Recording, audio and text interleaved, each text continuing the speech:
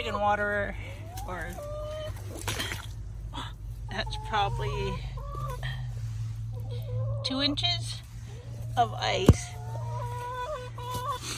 left against the side here. And it's 60 degrees in here right now with the sun, but it's I think it was 14 degrees this morning, and right now it's still like I think it's still in the teens. Oh my goodness, look how thick it is. It's not bad. It's actually empty or hollow in that middle part, so but at least a inch or so thickness. So these are easier to empty out and give your chickens water. This one has turned to ice. I'm leaving it here. Oh gosh, this one's like almost solid ice. So this is from in the house right now. So even though the temperature has risen in here to 60, outside is still below freezing. And everything is frozen in here, water-wise anyway. And I'll leave this here to try to get the sun to heat that up. I'll take these out too. I'm gonna throw some straw down probably later today. I'm gonna just give them their snacks. Went down the street to give the donkeys. Oh, I should have videoed that next time I give. Take some apples and some feed stuff. This is just dust from the chickens being in here. This was all full wood mulch that we got I think in the spring.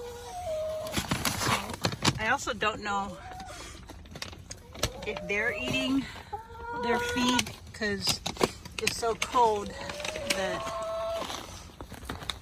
rodents and stuff can come in and get there. These are just some soldier worms. Okay.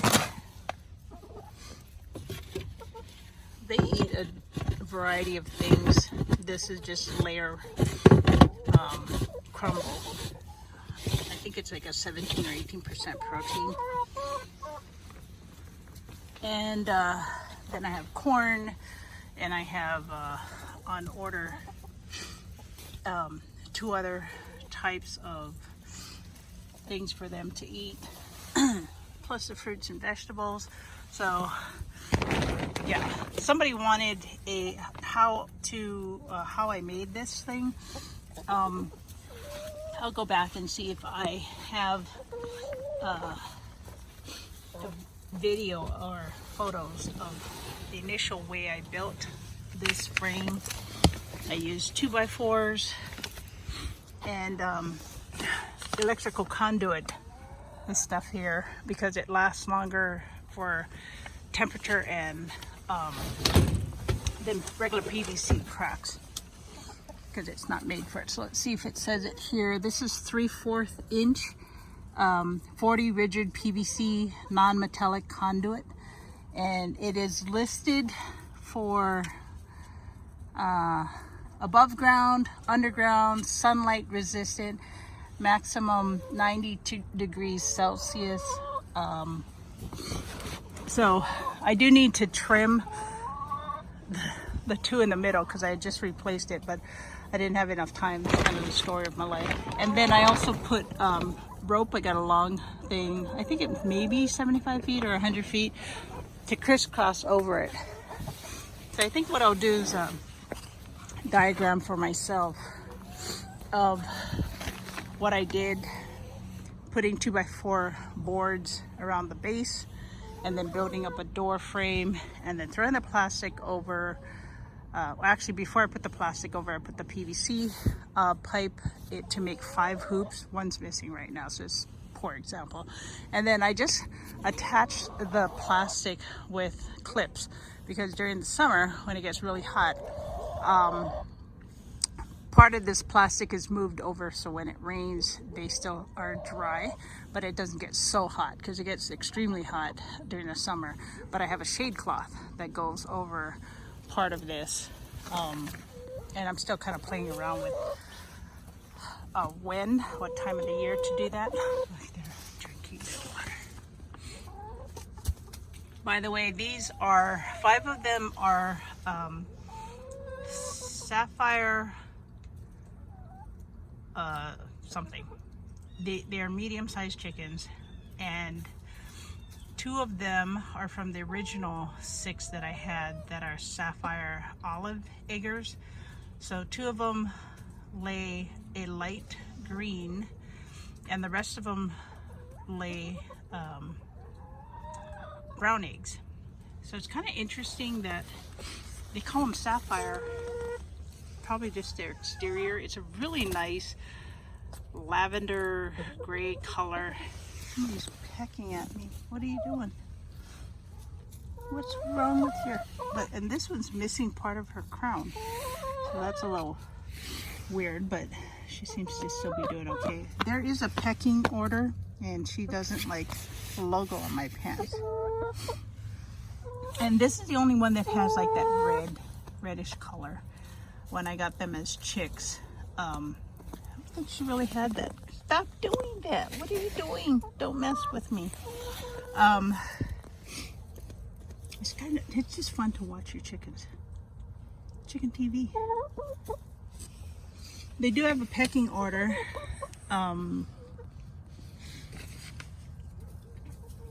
And because they have enough space, both in their coop, they have one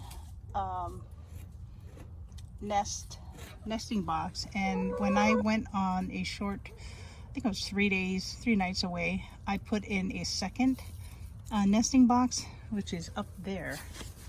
This girl's here.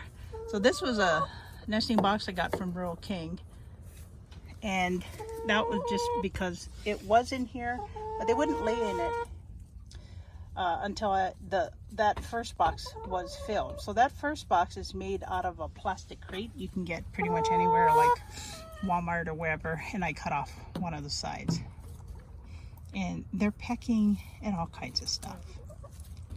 But they have treats, they have food, they have those seed things, they have cabbage that they nicely dug into over there.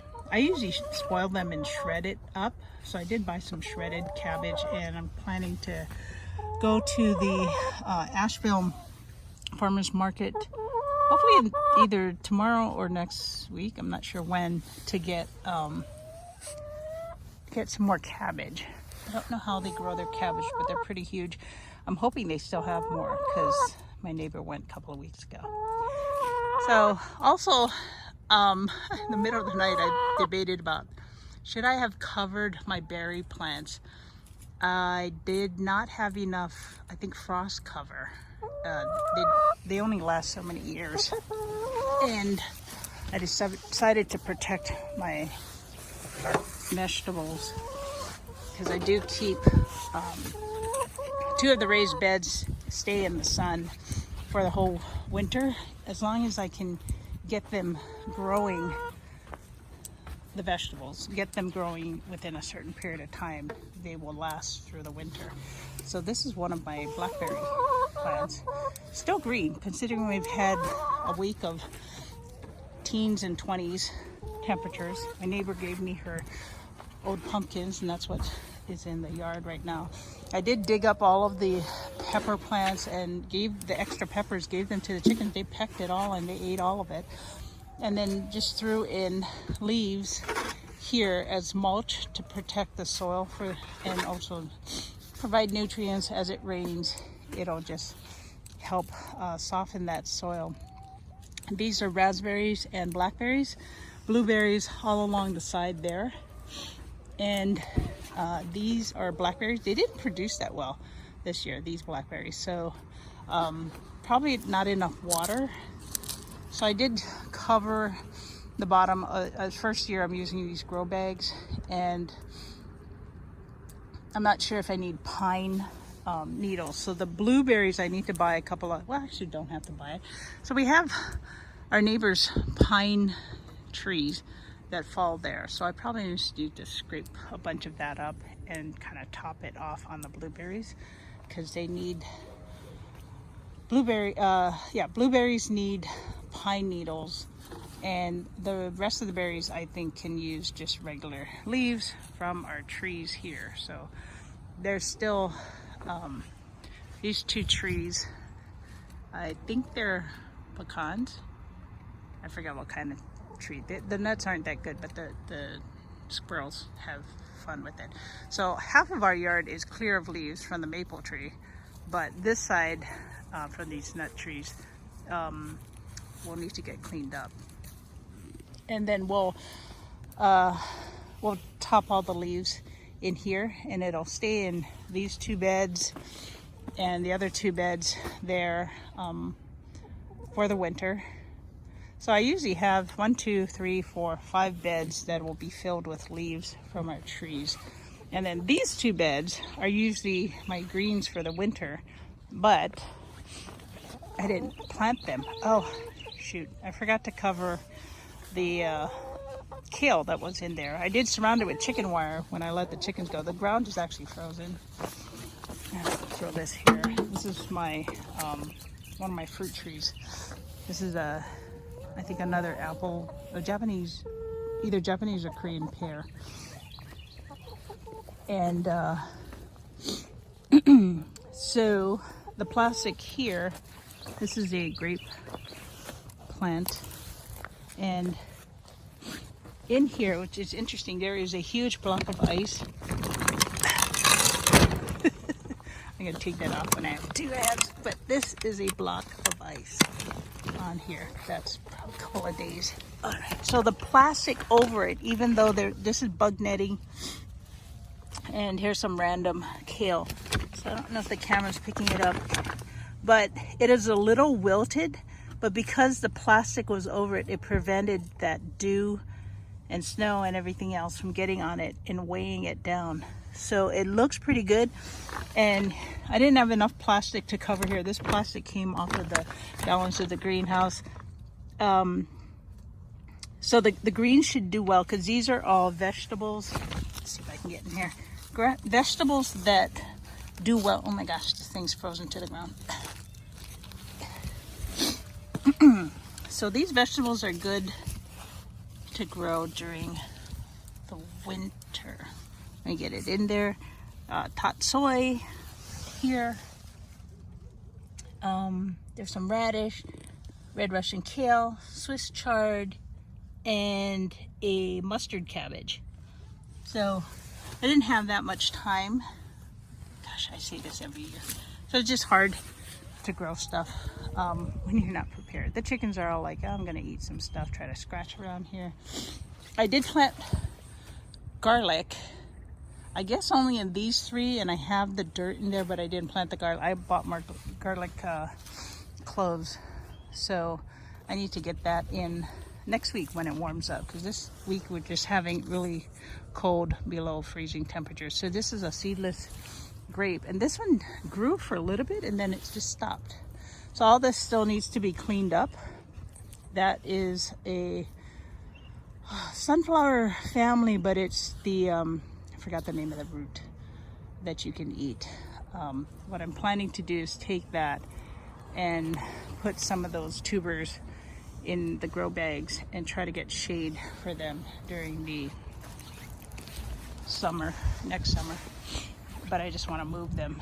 So anyway, I did clear up these 3 and this part here and a little bit here that needs to be thrown away.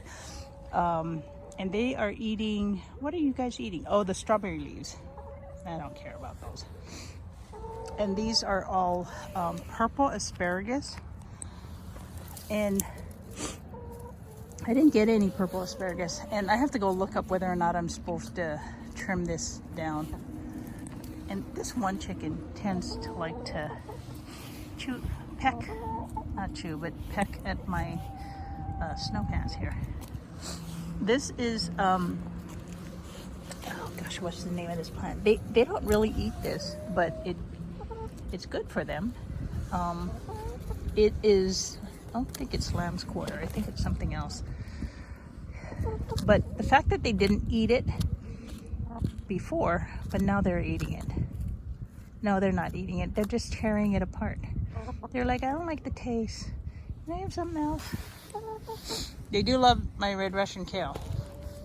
And they actually weeded this area. So I think if I move this and take this apart, this was a thing that never really survived. I tried using it a bunch of times.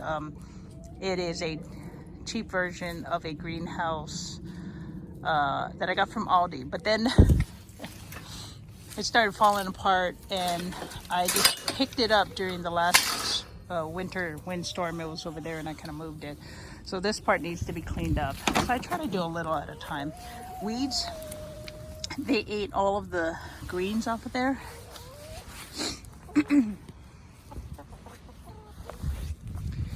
All right, so, oh, I like to show ice. Born and raised in Hawaii, even though I've lived in this area since 2018, it's still fun to see snow, see ice, and be cold. So yeah, at least I have the aisle clear. My goal is to take the rest of the wood chips and put it down the aisle. We'll see the weekend. But you know, we're already at the first week of December, and these were all supposed to go in the raised beds to kind of reestablish, but they'll be fine there. And I trimmed this tree here. I want to trim this tree, and my water barrel is frozen. I was trying to empty it out. So I was trying to empty it out in here, forgot about it, and this rain thing has frozen. So this is funny. I think this is funny. This is frozen, that water is frozen. There's a little bit, you can see it kind of moving there. And I tried to take it off of that thing, and it just came off today. So I'm hoping I didn't crack anything.